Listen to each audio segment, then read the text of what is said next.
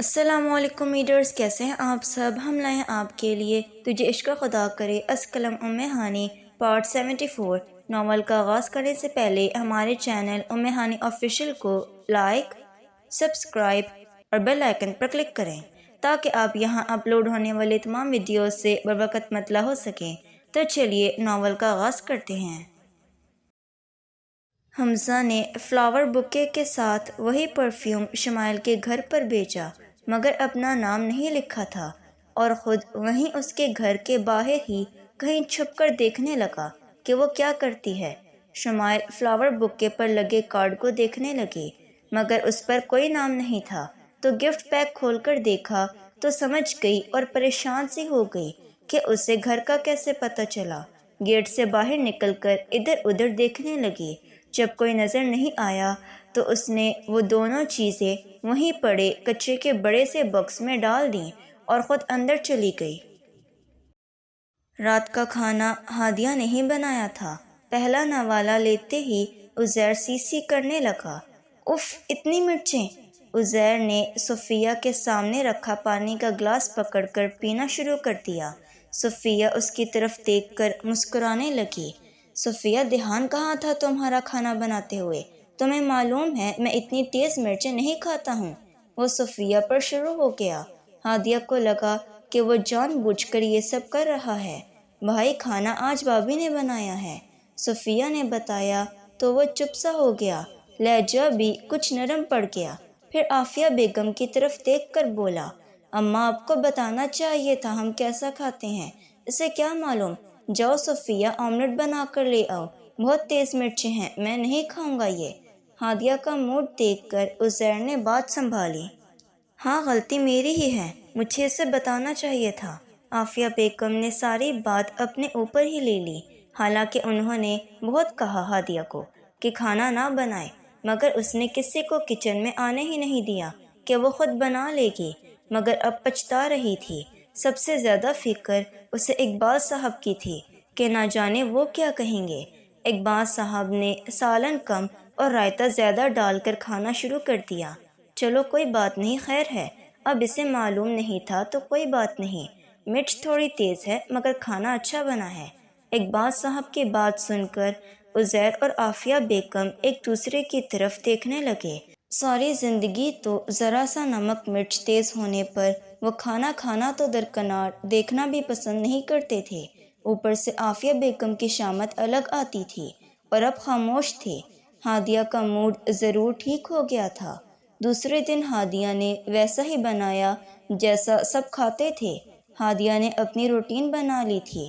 صبح عزیر کے اٹھنے سے پہلے ہر چیز اس کی تیار ہوتی، کپڑے پریس بیڈ پر رکھے ہوتے، موزے جوتے، یہاں تک کہ اس کی گھڑی بٹوا دکان کی چابی تک، تاکہ عزیر کو کسی چیز کے لیے ہادیہ کو بلانا نہ پڑے۔ رات کو بھی وہ لیٹ نائٹ ہی اندر آتی تھی۔ زیادہ وقت اس کا صفیہ کے ساتھ ہی گزرتا تھا۔ 15-20 دن یوں ہی گزر گئے تھے۔ وہ عزیر سے نہ ہونے کے برابر ہی بات کرتی تھی۔ عزیر نے بھی اسے فی الحال اس کے حال پر چھوڑ دیا تھا۔ اگلے دن اتوار تھا، اس لیے وہ اپنے موبائل پر ہی مووی دیکھ رہا تھا۔ جب وہ اندر آئی، اپنی چوڑیاں اتار کر دراز میں رکھ کر بیڈ پر بیٹھ گئی۔ اقبال صاحب سے وہ اپنے گھر جانے کی اجازت لے چکی تھی، اب صرف عزیر کو بتانا تھا۔ کافی دنوں سے وہ چپ ہی تھا، بنا اس سے بات کیے سو جاتا تھا، وہ بھی سیدھا اندر آ کر لیٹ جاتی تھی۔ اب سمجھ نہیں آ رہا تھا بات شروع کیسے کرے۔ گاہے بگاہے اسے دیکھ رہی تھی کہ کس طرح بات کا آغاز کرے۔ تمہیں نیند آ رہی ہے تو میں لائٹ آف کر دیتا ہوں، اسے بیڈ پر بیٹھے دیکھ کر عزیر نے کہا، ورنہ وہ اندر آتے ہی لائٹ بند کرنے کا بول دیتی تھی۔ مجھے تم سے کچھ بات بھی کرنی تھی، وہ جھجکتے ہوئے بولی، جس سے کبھی 2 منٹ بات کرنا اسے پسند نہیں تھا۔ اتنی بھی اہمیت نہیں دی تھی اس نے کہ اس کی بات کبھی سکون سے سن لے، اور آج اس سے اپنے ہی گھر جانے کے لیے اس شخص سے اجازت مانگنا جس قدر برا لگ سکتا تھا لگ رہا تھا۔ عزیر جو بظاہر موبائل دیکھنے میں مصروف تھا، مگر ہادیہ کی ہر حرکت پر بھی نظر تھی۔ اس کے بگڑے ہوئے تاثرات اور منہ کے زاویے اس کی نظر سے پوشیدہ نہیں تھے۔ ہاں کہو، میں سن رہا ہوں۔ ہادیہ بنا اس کی طرف دیکھے بولی، مجھے اپنے گھر جانا ہے۔ ہادیہ نے بیڈ پر بچھی چادر اپنی انگلی کے ناخن سے کھریدتے ہوئے کہا، تم اس وقت اپنے گھر پر ہی موجود ہو۔ عزیر کے جواب پر وہ ضد ہوئی۔ ہر بار کیا یہ ضروری ہے کہ وہ اسے یہ جتاتا رہے کہ وہ اس کے گھر پر اس کے نام پر بیٹھی ہے؟ مگر اس وقت وہ اسے لڑنا نہیں چاہتی تھی، کیونکہ اپنے گھر جانا تو اس نے اس کے ساتھ ہی تھا۔ میرا مطلب ہے کہ مجھے امی کے گھر جانا ہے، اپنا غصہ ضبط کر کے بولی۔ یوں کہو نا کہ امی کے گھر جانا ہے، جملہ کا استعمال ٹھیک کیا کرو مسز، پہلے ابا سے اجازت لے لو۔ موبائل وہ سائڈ پر رکھ چکا تھا۔ ابا سے پوچھ لیا ہے میں نے، انہیں کوئی اعتراض نہیں ہے۔ ہادیہ نے دھیرے سے جواب دیا۔ تو پھر کیا پرابلم ہے؟ تم صبح بہت جلدی چھوڑانا مجھے، وہ جھجکتے ہوئے بولی۔ دل اس قدر اداس تھا کہ جلد صبح ہو جائے اور وہ اپنے گھر چلی جائے۔ بہت جلدی مطلب فجر کے بعد؟ وہ اس کی بہت جلدی سن کر مسکرا کر بولا۔ وہ پھر سے ضد ہوئی تھی۔ کل سنڈے ہے اور تم لیٹ اٹھتے ہو، اس لیے کہا ہے میں نے۔ وہ بہت دھیمے لہجے سے بات کر رہی تھی۔ صبح 10 بجے تیار رہنا، چھوڑ آؤں گا تمہیں۔ ہادیہ کے چہرے پر ایک مسکان تھی جو آ کر ٹھہر گئی تھی۔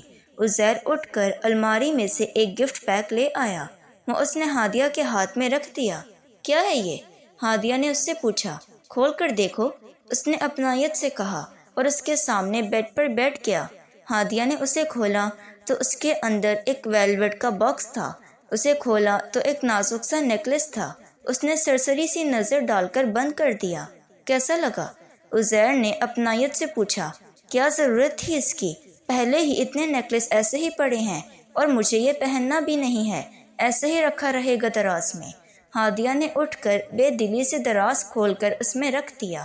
ایک بار پہن کر تو دیکھو، بہت محبت سے لیا ہے میں نے تمہارے لیے، اس نے لجاجت سے کہا۔ معلوم ہے مجھے، اس لیے تو کہہ رہی ہوں کہ مجھے اسے پہننا ہی نہیں ہے، ایسے ہی پڑا رہے گا دراز میں۔ بہتر ہے کہ میرے لیے تم یہ زحمت مت کیا کرو۔ اس کے رویے میں ذرا بھی بدلاؤ نہیں آیا تھا۔ مجھے یہ بہت پسند ہے، تم پہنو گی تو مجھے بہت اچھا لگے گا، لیکن تم ابھی پہننا نہیں چاہتی تو مت پہنو، لیکن جب دل چاہے تب اسے پہن ضرور لینا۔ تمہارے لیے خریدی ہر چیز میں میری پسند شامل ہے، اسے درازوں میں رکھنے کے لیے نہیں خریدا میں نے، اس لیے خریدا ہے تم ان سب چیزوں سے سجی سنوری نظر آیا کرو۔ کل جب اپنے میکے جاؤ تو بہت اچھے سے تیار ہو کر جانا۔ وہ اب بھی بہت اپنائیت سے بات کر رہا تھا۔ یہ کہہ کر اٹھ کر صوفے پر لیٹ گیا۔ وہ چپ صرف اس لیے رہی کہ اسے صبح اسی کے ساتھ گھر جانا تھا، ورنہ شاید جواب ضرور دیتی۔ صبح ہادیہ نے اپنا بیگ تیار کر لیا تھا۔ جب تک عزیر اٹھا وہ ناشتہ بنانے باہر جا چکی تھی۔ تیار ہونے کے بعد عزیر نے فہد کا گفٹ ہادیہ کے بیگ میں اس کے کپڑوں کے نیچے رکھ دیا۔ فہد نے خاص تاکید کی تھی کہ ہادیہ کو پتہ نہ چلے۔ جب وہ اندر آئی تو عزیر اپنے سینڈل پہن رہا تھا۔ تمہارا ناشتہ تیار کر دیا ہے میں نے، بس جلدی کرو اب۔ عجلت ہادیہ کے ہر انداز میں تھی۔ اپنے گھر والوں سے ملنے کو اس کا دل مچل رہا تھا۔ 1 ماہ سے اوپر ہو چکا تھا۔ شادی کے بعد وہ ایک بار بھی نہیں گئی تھی۔ تم نے کر لیا ناشتہ؟ عزیر نے جوتے پہن کر پوچھا۔ نہیں، مجھے بھوک نہیں ہے، بھوک لگے گی تو امی کے ساتھ کھا لوں گی۔ ہادیہ کا بس نہیں چل رہا تھا کہ 1 منٹ میں وہاں پہنچ جائے۔ جا کر ناشتہ بناؤ اپنا، کیا سوچیں گے تمہارے گھر والے بنا ناشتے کے ہی تم سسرال سے آئی ہو؟ امی ایسا کچھ نہیں سوچیں گی، تم کیوں وقت ضائع کر رہے ہو؟ کس چیز کی جلدی ہے تمہیں؟ عزیر کو ہادیہ کی جلد بازی سے چڑ سی ہونے لگی تھی۔ 1 مہینے سے زیادہ ہو چکا ہے مجھے اپنے گھر والوں سے ملے ہوئے، انہیں دیکھے ہوئے۔ کبھی تمہیں یوں اپنی فیملی کے بغیر رہنا پڑے تو پتہ چلے کہ کیا ہوتا ہے۔ ہادیہ نے تب کر کہا۔ جا کر ناشتہ بناؤ اپنا، ورنہ لیٹ تم خود کرو گی۔ ناشتہ کیے بغیر نہیں لے کر جاؤں گا تمہیں۔ عزیر کی باروب آواز اور دھونس جمانے والے انداز سے ضد سی ہو کر وہ دوبارہ کچن میں آ گئی۔ کیا بے بسی ہے یہ، جو وہ کہتا ہے نہ چاہتے ہوئے بھی مجھے وہ کرنا ہی پڑتا ہے۔ ایسی ہوتی ہے زندگی، ہر وقت حکم چلانے کی عادت ہے اس شخص کو، جیسے دوسرا غلام ہے اس کا۔ نہ جانے کب یہ عذاب میرے سر سے ٹلے گا۔ ہادیہ اپنا ناشتہ بناتے ہوئے سوچنے لگی۔ اپنا ناشتہ بنا کر جب وہ ٹیبل پر لائی، عزیر بھی بیٹھ چکا تھا۔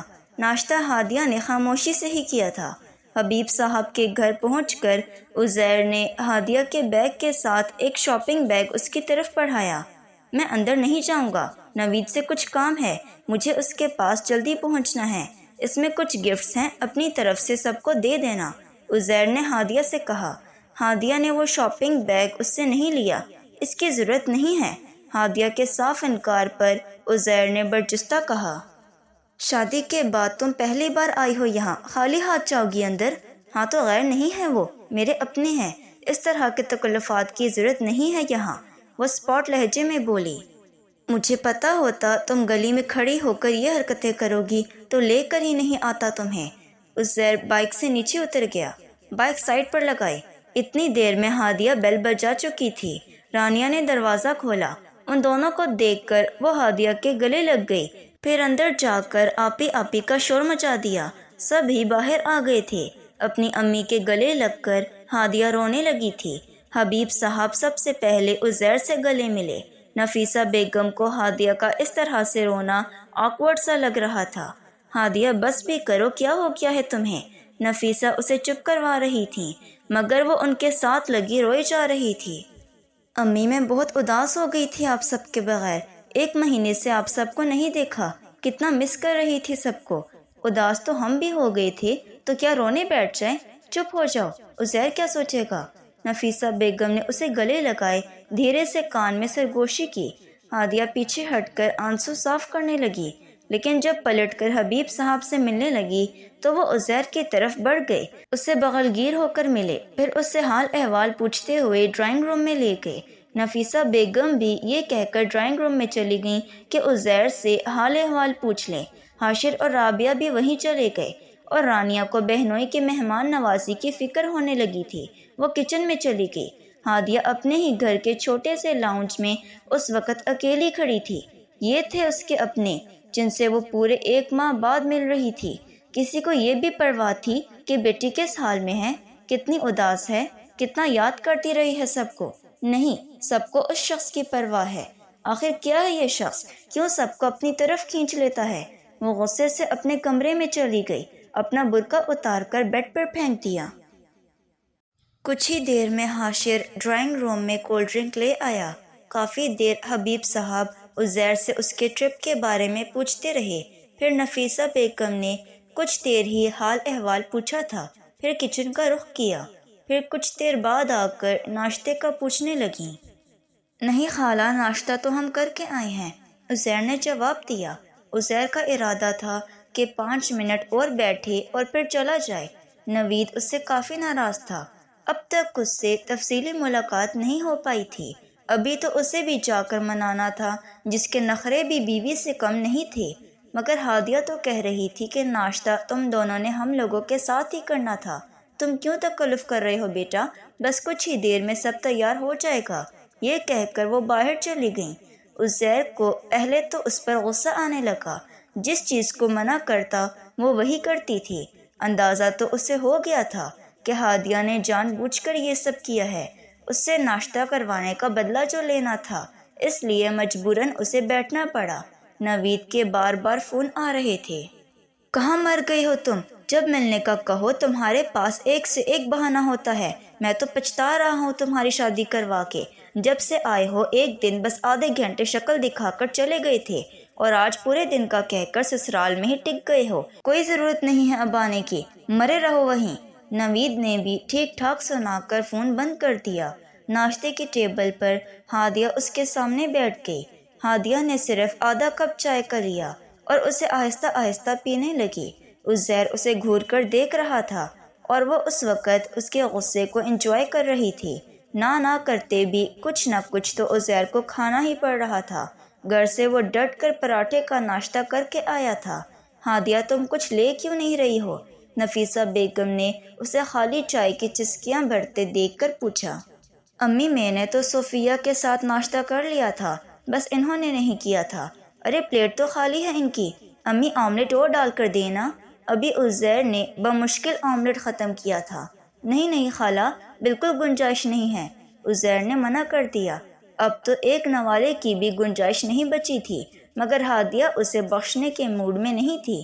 پتہ تھا کہ یہاں تو مروتاً وہ کچھ بول ہی نہیں سکتا، اس لیے پورا فائدہ اٹھا رہی تھی۔ لگتا ہے آپ کا بنایا ہوا آملیٹ پسند نہیں آیا ان کو امی، ورنہ اتنا کم نہیں کھاتے ہیں، صرف آدھا پراٹھا ہی تو کھایا ہے۔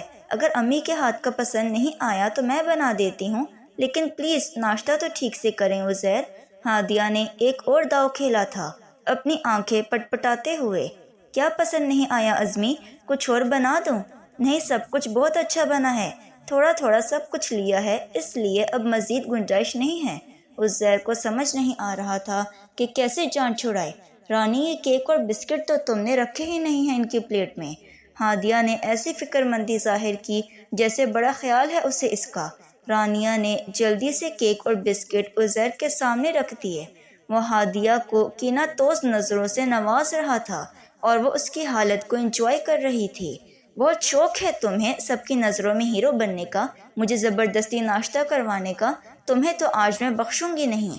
پوری لبالب بھری ناشتے کی ٹیبل کی ساری چیزیں ہادیہ نے زبردستی کہہ کر اسے کھلانے پر مجبور کیا تھا۔ ناشتہ ختم ہوتے ہی وہ اٹھ کر کھڑا ہو گیا۔ اب میں چلوں؟ میرا دوست انتظار کر رہا ہوگا۔ سب سے مل کر عزیر وہاں سے چلا گیا۔ ہادیہ کو اب جا کر کچھ سکون ملا تھا، عزیر سے بدلہ جو پورا لے چکی تھی۔ عزیر نوید کے گھر پہنچا تو دروازہ اس کی امی نے کھولا۔ وہ اندر آ گیا۔ نوید کی آواز اوپر اس کے کمرے سے ہی آئی۔ کون ہے امی؟ عزیر ہے۔ انہوں نے سیڑھیوں سے ہی ہانک لگائی۔ عزیر بھی ان کے ساتھ لاؤنج کے زینے پر ہی کھڑا تھا۔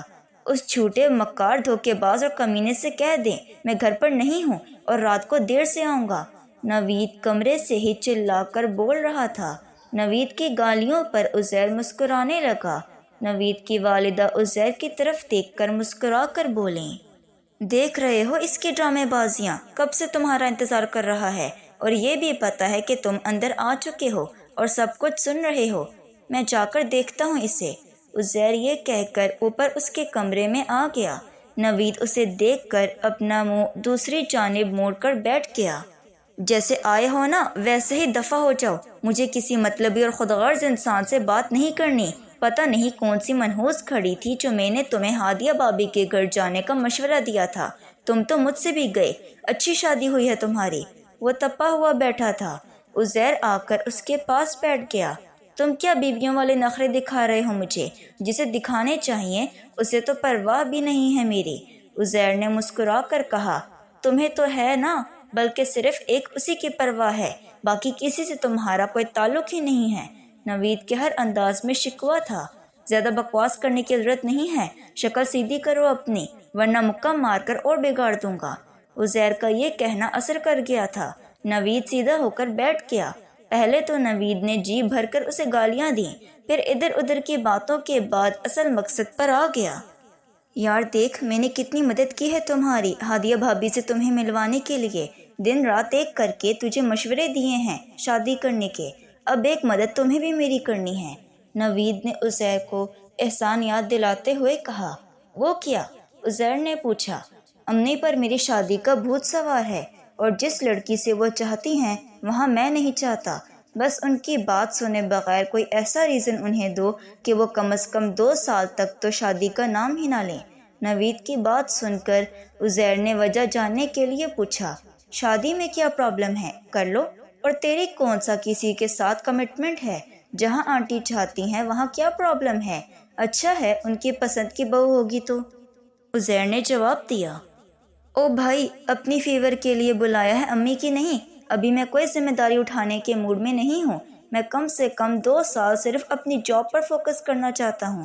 ابھی تو بڑی مشکل سے انہیں چپ کروایا ہے، لیکن مجھے معلوم ہے اتنا صبر نہیں ہے ان میں کہ کچھ مہینے سکون سے گزار لیں، اس لیے ذرا تیار رہنا، چلو دیکھتے ہیں کیا ہوتا ہے۔ پھر عزیر گاؤں میں ہونے والی ساری کہانی سنانے لگا۔ کچھ دیر میں نوید کی امی ناشتے کی ٹرے لے کر آ گئیں۔ نوید نے وہ ٹرے پکڑ کر بیڈ پر رکھ دی۔ میں ناشتہ بالکل نہیں کروں گا، بھوک نہیں ہے مجھے، عزیر 2 کپ چائے کے دیکھ کر بولا۔ تمہارے انتظار میں نے ناشتہ نہیں کیا ہے، اس لیے سیدھے طریقے سے ناشتہ کرو میرے ساتھ، نوید نے روب جماتے ہوئے کہا۔ پہلے ہی 2 بار ناشتہ کر چکا ہوں، اب تو دیکھنے کو دل نہیں چاہ رہا، ہاں کھانا تمہارے ساتھ ہی کھاؤں گا، مگر وہ بھی ذرا لیٹ۔ وہ تو تم بے فکر رہو، یہاں تمہیں شام 6 بجے سے پہلے کھانا ملنے والا نہیں ہے، نوید نے لاپرواہی سے کہا۔ نوید اپنی والدہ کی عادت سے واقف تھا۔ دوسری جانب ہادیہ کے نفیسہ بیگم سے شکوے جاری تھے۔ امی میں اتنے دنوں بعد ملنے آئی ہوں آپ سب سے، اور آپ کو بس ایک عزیر کی فکر ہے، اسے یہ برا نہ لگا ہو، اسے وہ برا نہ لگا ہو، بس وہی اہم ہے آپ کے لیے۔ ہادیہ ضد ہو کر بولی، بیٹا میں نے صرف یہ کہا ہے کہ تمہیں اس طرح سے رونا نہیں چاہیے تھا، میں نہیں سمجھاؤں گی تو کون سمجھائے گا تمہیں؟ انہوں نے اپنائیت سے کہا۔ امی بابا بھی مجھ سے نہیں ملے، مجھے لگا تھا بابا سب سے پہلے مجھ سے آ کر ملیں گے، مجھے اپنے ساتھ لگائیں گے، مگر نہیں، بابا عزیر سے جا کر گلے ملے، اسی کے ساتھ بیٹھے رہے، اس کے جانے کے بعد مجھ سے آ کر ملے۔ امی کیا شادی کے بعد بیٹیاں غیر اہم ہو جاتی ہیں اور ان کے شوہر کی اہمیت بڑھ جاتی ہے؟ مجھے لگا تھا میں آؤں گی تو آپ لوگ میرے پاس سے اٹھو گے بھی نہیں، مگر آپ تو اس کی آؤ بھگت میں لگ گئے۔ وہ ناراضگی سے بولی۔ وہ کون ہے ہادیہ؟ کوئی اجنبی یا غیر؟ کس قسم کی باتیں کر رہی ہو تم؟ اگر ہم عزیر کو اہمیت دیتے ہیں تو اس لیے کہ اس کے دل میں تمہاری قدر اور بڑھ جائے، نفیسہ بیگم نے سمجھانا چاہا۔ پھر وہی بات، اس کے دل میں اہمیت بڑھ جائے مطلب وہ اب امپورٹنٹ ہے؟ آپ نے اسے لا کر میرے برابر کھڑا کر دیا ہے امی، بلکہ مجھ سے بھی اونچے مقام پر بٹھا دیا ہے۔ کیوں؟ اس گھر میں ہمیشہ میں اہم تھی امی، لیکن شاید اب نہیں رہی، غلطی کی میں نے، مجھے آنا ہی نہیں چاہیے تھا یہاں۔ وہ روحانسی سی ہو گئی۔ یہ سب تمہاری وجہ سے ہے بیٹا، تم اہم ہو اس لیے وہ بھی اہم ہے۔ ہادیہ نفیسہ بیگم کی ہر بات کا الٹا ہی مطلب لے رہی تھی۔ مجھے ایسا کیوں نہیں لگتا؟ وہ رو دینے کو تھی۔ ٹھیک تو کہہ رہی ہیں آپی، امی آپ کو پہلے آپی کو اہمیت دینی چاہیے تھی، رانیہ نے اپنی امی کو آنکھ مارتے ہوئے کہا تاکہ بحث ختم ہو، جسے ہادیہ نے نہیں دیکھا تھا، مگر رانیہ کا یہ کہنا اسے بہت اچھا لگا کہ اس کی بہن اس کی کیفیت کو سمجھتی ہے۔ ہادیہ اس وقت ہمارے حکمرانوں کی طرز پر سوچ رہی تھی کہ میری کرسی ہمیشہ میری ہی رہے گی۔ اپنی فیملی میں وہ صرف خود کو ہی سب سے اونچے مقام پر دیکھنا چاہتی تھی۔ آپ ہی چھوڑیں اس بحث کو، آپ بتائیں آپ کا ٹرپ کیسا رہا؟ رانیہ نے اس کا دھیان بٹانا چاہا۔ اصل دکھ اور افسوس ہادیہ کو اسی بات کا تھا، جتنی اہمیت وہ اپنی فیملی میں آج تک اپنی دیکھتی آ رہی تھی وہ عزیر پر جتانا چاہتی تھی۔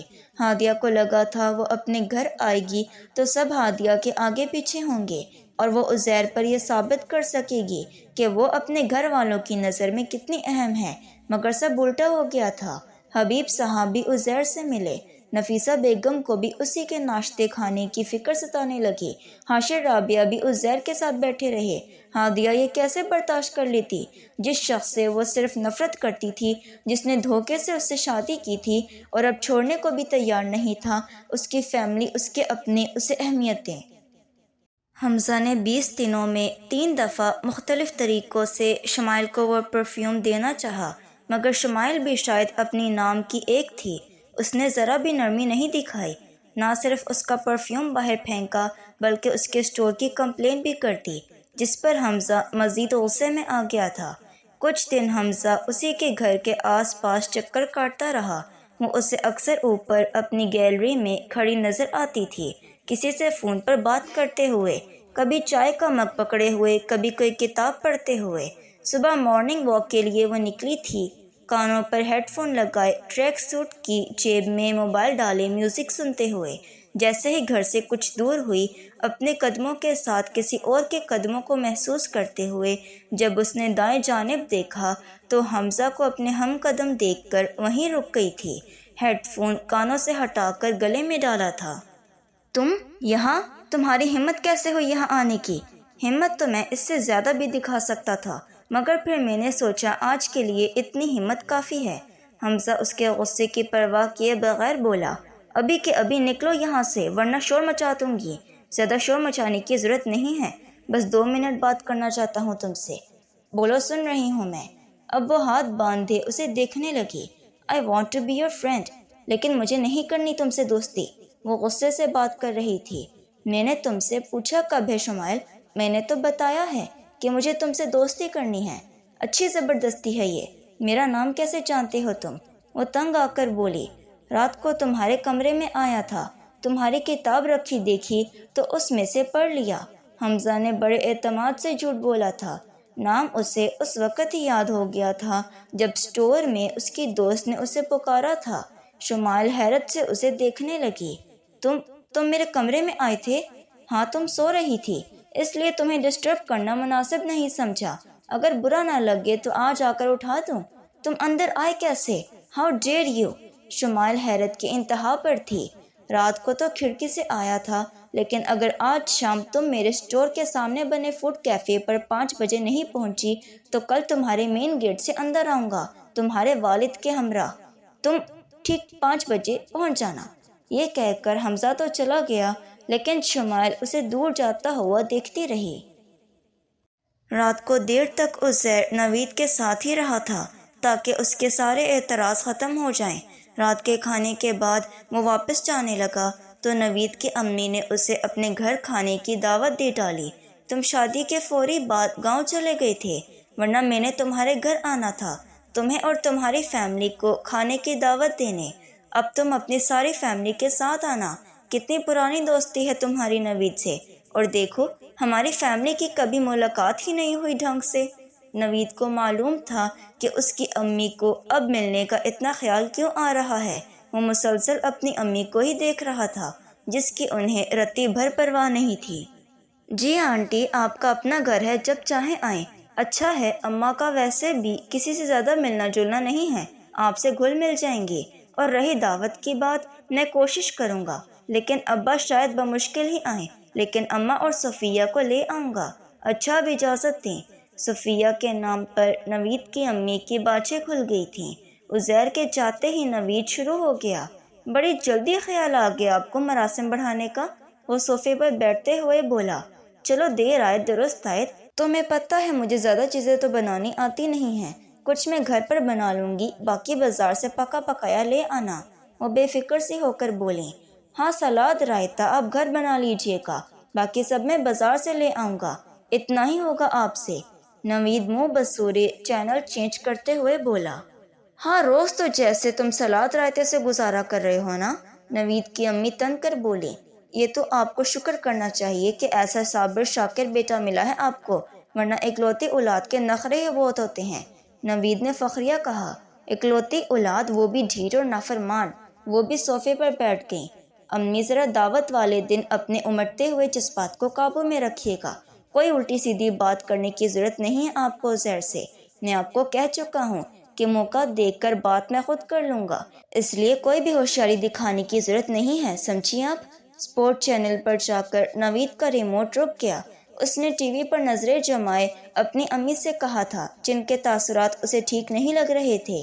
اس کی امی، جو دل ہی دل میں بات کرنے کا ارادہ کیے بیٹھی تھیں، ایک دم نوید کو دیکھنے لگیں۔ کچھ اور بس نہیں چلا تو ریموٹ اس کے ہاتھ سے چھین کر انڈین ڈرامہ لگا دیا۔ صبح جب سے عزیر اٹھا تھا، صفیہ کی شامت آئی ہوئی تھی۔ صوفی، دماغ کہاں رہتا ہے تمہارا؟ میری بیلٹ اور موزے کون رکھے گا؟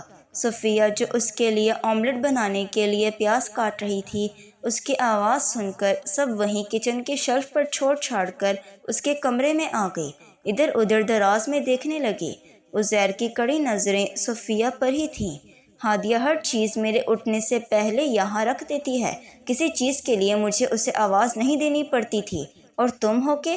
عزیر چڑھتے ہوئے بولا۔ بھائی بھابھی نے شاید ہر چیز اپنے حساب سے رکھی ہے، مجھے کوئی چیز اپنی جگہ پر نہیں مل رہی۔ صفیہ سب دراز چیک کر چکی تھی۔ آپ بھابھی سے فون کر کے پوچھیں۔ اب وہ الماری میں دیکھنے لگی۔ عزیر نے رانیہ کا نمبر ملا کر صفیہ کو دے دیا۔ پھر صفیہ ہادیہ سے پوچھ کر اس کی چیزیں نکال کر اسے پکڑانے لگی۔ اپنی طرف سے وہ سب دیکھ کر کچن میں چلی گئی۔ صفیہ کی بچی، ادھر آؤ ذرا، تمہیں کب عقل آئے گی؟ پینٹ شرٹ کے ساتھ کون سینڈل پہنتا ہے؟ شوز کہاں ہیں میرے؟ عزیر پھر اپنے کمرے سے چلا رہا تھا۔ عافیہ بیگم نے چھری صفیہ سے لے لی۔ میں بنا دیتی ہوں آملیٹ، جاؤ تم، پورا گھر سر پہ اٹھا رکھا ہے اس لڑکے نے۔ عافیہ بیگم اس کے لیے آملیٹ بنانے لگیں۔ صفیہ اس کے کمرے میں گئی تو وہ آنکھیں پھاڑے اسے دیکھ رہا تھا۔ صفیہ نے اس کے شوز نکال کر اسے دیے۔ اب تم نے پالش بھی نہیں کیا ان کو، بہت نکمی ہوتی جا رہی ہو تم۔ سسرال میں جب شوہر 2 جوتے لگائے گا نا تو سیدھی ہو جاؤ گی۔ مجھے آج تک کبھی اس سے کچھ کہنا نہیں پڑا، میری ہر چیز پرفیکٹ میرے سامنے پڑی ہوتی ہے۔ تم بھی یہی سب کچھ سیکھو، سمجھی؟ عزیر خود شوز پالش کرنے لگا۔ میں نکمی ہو رہی ہوں بھائی؟ ذرا یاد کریں، یہ سب کام آپ پہلے خود کرتے تھے۔ صفیہ یہ کہہ کر باہر چلی گئی۔ وہ گہری ٹھنڈی سانس لے کر رہ گیا۔ کتنی جلدی عادی بنا لیا تم نے مجھے اپنا۔ تمہارے بغیر تو میری تیاری مکمل نہیں ہوتی۔ کاش تم اپنی ضد بھی چھوڑ دو، زندگی کس قدر خوبصورت ہو جائے گی۔ عزیر سوچ کر ہی رہ گیا۔ ناشتہ کرنے کے بعد وہ بائک نکالنے لگا تو چابی نہیں تھی۔ پھر صفیہ کو آواز لگائی، وہ بھاگتی ہوئی آئی۔ اب کیا رہ گیا ہے بھائی؟ بائک کی چابی لاؤ، اندر ہوگی۔ اس بار عزیر نے نرم لہجے میں کہا۔ حمزہ 2 گھنٹے کیفے میں بیٹھا شمائل کا انتظار کرتا رہا، مگر وہ نہیں آئی۔ دوسرے دن وہ اس کے گھر کے اندر موجود تھا۔ حمزہ پلمبر بن کر اس کے والد کو ان کی جھوٹی کمپلین دکھانے لگا۔ دیکھیں، آپ کے نام اور ایڈریس پر کمپلین آئی ہے سر، اور ہمیں تو اپنا کام کرنا ہی ہے۔ آپ اپنے گھر کے نل ایک بار چیک کروا دیں، ہم نے آگے جواب دینا ہوتا ہے۔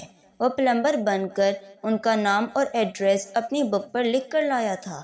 اس کے فادر حیران تھے کیونکہ انہوں نے ایسی کوئی کمپلین نہیں کی تھی، لیکن رول کے مطابق انہیں چیک تو کروانا ہی تھا۔ گھر کے نل چیک کرنے کے بعد وہ شمائل کے کمرے میں آ گئے۔ وہ ابھی سو کر اٹھی ہی تھی۔ کمرے کا دروازہ کھلتے ہی سامنے حمزہ کو دیکھ کر وہ دنگ رہ گئی تھی۔ چہرے کا رنگ فک ہو گیا تھا۔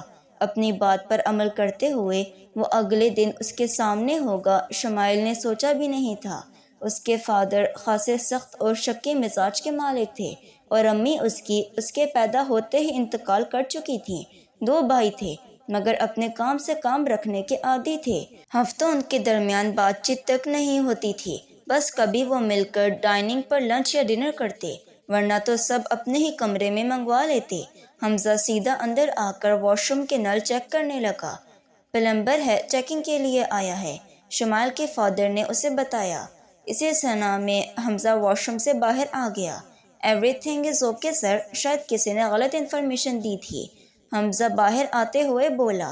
میں نے آپ سے پہلے ہی کہا تھا، شمائل کے فادر نے سخت لہجے میں کہا۔ کیا کرے سر، ہماری بھی جاب کا مسئلہ ہوتا ہے۔ حمزہ نے جاتے ہوئے ایک لیٹر شمائل کے پاؤں کے قریب پھینک دیا اور اس کے فادر کے ساتھ باہر نکل گیا۔ اس کے جاتے ہی شمائل نے سکون کا سانس لیا تھا۔ وہ پیپر اٹھا کر اپنا کمرہ لاک کیا، پھر اسے کھول کر پڑھنے لگی۔ اگر کل کیفیٹیریا نہیں پہنچی تو کل تمہارے بوائے فرینڈ کی حیثیت سے تمہارے ڈیڈ کو اپنا تعارف کرواؤں گا۔ جب تمہارے کمرے میں آیا تھا تم سو رہی تھی، میں نے تمہارے ساتھ اپنی پک لے لی تھی، جو کہ کچھ قابل اعتراض ہیں۔ اسے دیکھ کر تمہارے پاپا تمہارے بجائے میری بات پر بلیو کریں گے۔ حمزہ کا لیٹر پڑھ کے شمائل بدحواس سے ہو گئی تھی۔ رات کو عزیر اپنے کمرے میں آ کر لیٹ گیا۔ آنکھیں بند کیے کچھ ہی دیر گزری تھی کہ اسے رانیہ کے گفٹس کا خیال آیا۔ اس سے پہلے کہ ہادیہ وہ دیکھتی، اس نے رانیہ کے نمبر پر کال کی تو حاشر نے اٹھایا۔ اس نے فون کمرے میں جا کر رانیہ کو پکڑا دیا۔ رانی آپی، ازمی بھائی کا فون ہے، ذرا جلدی بات کرنا، میری گیم خراب ہو جائے گی۔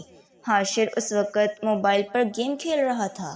ازمی بھائی نے مجھ سے بات کرنی ہے یا آپی سے؟ رانیہ نے حیرت سے پوچھا۔ آپ سے؟ اچھا۔ رانیہ نے حیرت سے اسے فون لے کر اپنے کان پر لگا لیا۔ جی ازمی بھائی، کیسے ہیں آپ؟ ہاں میں ٹھیک ہوں۔ آپ کی آواز سے تو لگ رہا ہے کہ آپی کو مس کر رہے ہیں، بات کرواؤں ان سے؟ رانیہ نے مسکراتے ہوئے کہا۔ ہاں نیکی اور پوچھ لیکن ابھی تم سے ایک ضروری بات کرنی تھی۔ جی بولیں۔ تمہاری آپی کے بیگ میں ایک گفٹ پیک ہے، وہ نکال لینا، وہ تمہارے لیے ہے۔ عزیر کی بات پر وہ متحیر ہوئی تھی کیونکہ سب کے تحفے ہادیہ انہیں دے چکی تھی، لیکن گفٹ تو آپی دے چکی ہیں، وہ تو تمہاری آپی کی طرف سے تھے، یہ تمہارے لیے اسپیشل فہد نے بھیجا ہے۔ انہوں نے بھیجا ہے؟ رانیہ جھجکتے ہوئے بولی۔ جی آپ کے انہوں نے بھیجا ہے۔ اب آپ اپنی آپی سے میری بات کروا سکتی ہیں؟ جی۔ رانیہ حاشر کے کمرے میں آئی تو ہادیہ رابعہ کے ٹیسٹ پیپر چیک کر رہی تھی۔ کیا ہے یہ رابی، اتنی مسٹیکس کیا کرو گی تم؟ فائنل میں بورڈ کے پیپر ہیں تمہارے، اگر تمہاری پرسنٹیج گری تو بہت برا پیش آؤں گی تمہارے ساتھ۔ ہادیہ رابعہ کو ڈانٹ رہی تھی جب رانیہ نے فون ہادیہ کو پکڑایا۔ کون ہے؟ عزمی بھائی، رانیہ یہ کہہ کر باہر نکل گئی تاکہ اپنا گفٹ دیکھ سکے۔ رابعہ بھی اپنی کتابیں سمیٹنے لگی۔ ایک تو اسے چین نہیں ہے۔ ہادیہ نے فون ہاتھ میں پکڑے دل میں کچھ سوچا اور فون ڈسکنیکٹ کر کے سائڈ پر رکھ دیا۔ کمرے میں اب ہادیہ کے علاوہ اور کوئی نہیں تھا۔ فون دوبارہ بجنے لگا۔ اس نے ڈسکنیکٹ کر کے فون آف کر دیا۔ کچھ دیر بعد حاشر حبیب صاحب کا فون لے کر اندر آ گیا۔ لیں آپ، یہ عزمی بھائی کا فون ہے۔ ہادیہ نے اس سے فون لے لیا۔ حاشر کے باہر جاتے ہی اس نے فون کان پر لگایا۔ کیا تکلیف ہے تمہیں؟ کیوں فون کر رہے ہو مجھے؟ ہائے کیا بتاؤں تمہارے بغیر کتنی تکلیف میں ہوں۔ کافی پرانا مرض سے عشق ہے، اس لیے سوچا اپنے معالج کو اپنی کیفیت بتا دوں تاکہ مرض میں کچھ تو افاقہ ہو۔ کیسے ہو سویٹ ہارٹ؟ بہت مس کر رہا ہوں تمہیں۔ عزیر کے اس طرح کے اظہار سے ہادیہ چڑھ کر بولی، میں یہاں چند دن سکون سے رہنے آئی ہوں، تمہاری فضول باتیں سن کر اپنا سکون برباد کرنا نہیں چاہتی۔ ہادیہ تپ کر لہجے میں سختی لیے بولی، یعنی میری باتیں اتنی جلدی اثر کر گئی ہیں تم پر کہ سکون چین سب برباد ہونے لگا ہے تمہارا؟ Very good. اپنی بات کا الٹا جواب سن کر وہ نروس سی ہو گئی۔ ہرگز نہیں، میرا وہ مطلب نہیں تھا۔ پھر کیا مطلب تھا؟ مجھے تم سے بات نہیں کرنی، اب بار بار مجھے فون کرنے کی ضرورت نہیں ہے تمہیں۔ اچھا ٹھیک ہے، بس ایک بات سن لو میری، فون مت رکھنا۔ اس سے پہلے کہ ہادیہ فون بند کرتی، عزیر کے ٹوکنے پر رک گئے۔ بولو جلدی، ہادیہ نے بیزاریت اور عجلت سے کہا۔ آئی لو یو۔ یو؟ ہادیہ نے غصے سے فون بند کر دیا۔ کتنا فضول شخص ہے یہ۔ وہ اٹھ کر اپنے کمرے میں آ گئی۔ رانیہ اس کا بیگ کھولے نہ جانے کیا ڈھونڈ رہی تھی۔ وہ اس کے پاس آئی۔ ہادیہ کے سارے کپڑوں کی تہہ خراب ہو چکی تھیں اور وہ بیڈ پر ادھر ادھر بکھرے اپنے سوٹ دیکھ کر مزید طیش میں آ گئی۔ ہادیہ اپنے کپڑے پریس کر کے لائی تھی، انہیں یوں بیڈ پر بکھرا دیکھ کر مزید تپ گئی۔ رانیہ کو اپنی مطلوبہ چیز مل گئی تھی۔ وہ اب گفٹ کو بڑی احتیاط سے کھولنے لگی تھی۔ یہ کیا حشر کیا ہے تم نے میرے کپڑوں کا رانی، اور یہ کیا ہے؟ ہادیہ دوبارہ اپنے کپڑے طے کرنے لگی اور رانیہ کے ہاتھ میں پکڑا گفٹ پیک دیکھ کر بولی، آپی وہ فہد نے بھیجا ہے۔ وہ شرماتے اور چچکتے ہوئے بولی تو ہادیہ کی آنکھیں پوری پھیل گئیں۔ پھر سے؟ ابھی میری شادی پر تو عہد کے ہاتھ اتنا کچھ بھیجا تھا اس نے، اور یہ میرے بیگ میں کیا کر رہا تھا؟ اس بار فہد نے مجھ سے تو کہا نہیں، کہنا تو دور کی بات ہے مجھے تو خبر بھی نہیں ہے اس بات کی، ورنہ وہ 100 بار میری منتیں کرتا تھا۔ ہادیہ کو معاملہ سمجھ میں نہیں آ رہا تھا۔ رانیہ وہ گفٹ کھول چکی تھی اور سب چیزوں کو بہت دلچسپی سے دیکھ رہی تھی۔ ہائے آپی، فہد کو کتنا پتہ ہے میری چوائس کا۔ وہ خوشی سے پھولے نہیں سما رہی تھی۔ ہادیہ کا دماغ وہیں اٹکا ہوا تھا۔ اس نے رانیہ کے ہاتھ سے وہ گفٹ چھینا اور بولی، اب بتاؤ یہ میرے بیگ میں کیا کر رہا تھا؟ کس کے ہاتھ بھیجا اس نے تمہیں؟ مجھے تو علم ہی نہیں ہے۔ ہادیہ نے اسپاٹ لہجے میں پوچھا۔ تو عزمی بھائی سے پوچھے نا، انہوں نے ہی کہا تھا کہ آپ کے بیگ میں میرا گفٹ ہے۔ رانیہ کی بات سن کر وہ سمجھ گئی۔ اچھا اب سمجھی کیوں فہد چچا کے گھر سے اسے لے کر گیا تھا۔ اب فہد کو یہ مل گیا ہے اپنے کام نکلوانے کے لیے، ورنہ میری منتیں کرتا تھا۔ ان دونوں نے ہی پلان بنا کر مجھے وہاں اتنا پریشان کیا۔ ایسا کون سا جادو کرتا ہے یہ شخص جو ہر کوئی اس کو مجھ پر اہمیت دینے لگتا ہے؟ پہلے یونیورسٹی اور اب میری ہی فیملی، میرے ہی کزن، یہ مجھے ہر ایک کے سامنے نمبر 2 ثابت کرنا چاہتا ہے۔ ہادیہ اپنا دل چلائے کمرے سے نکل گئی۔ جی تو ریڈرز، کیسی لگی آپ کو آج کے ایپیسوڈ؟ یہ ناول آپ کو کیسا لگ رہا ہے؟ اپنی رائے ضرور دیا کریں۔